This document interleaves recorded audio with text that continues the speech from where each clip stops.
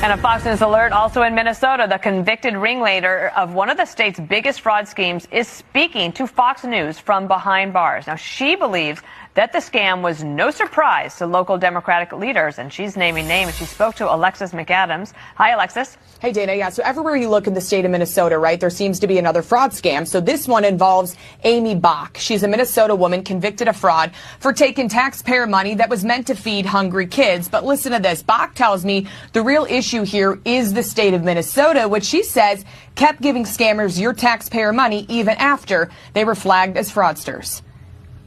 I have to believe that the governor's office and Keith Ellison's office were aware of this. They've said they were involved in helping the FBI. They've said they were made aware. But apparently I'm scary, so they couldn't do anything. So Bach ran this nonprofit called Feeding Our Future. You might have heard of it. It was one of dozens convicted in this $250 million scam. You can see her mugshot there. Prosecutors say this group set up sham restaurants. They pretended they were making these meals. They got paid by the state for those meals, but they just pocketed the cash. Bach, who's looking at 30 years behind bars, tells me the state signed off on those businesses, not her. It all went through a process. They were all approved. They were all paid by the state, yet all the fingers are being pointed at me.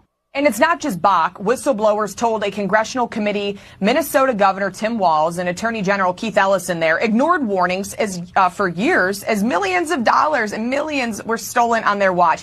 Congress is investigating a long list of massive fraud schemes in the state. It's hard to keep up. Prosecutors say it's led to at least $9 billion in fraud, Dana, and counting. Congress also asking why the Attorney General there would meet with a group of Somali fraudsters, which were under FBI investigation in 2021.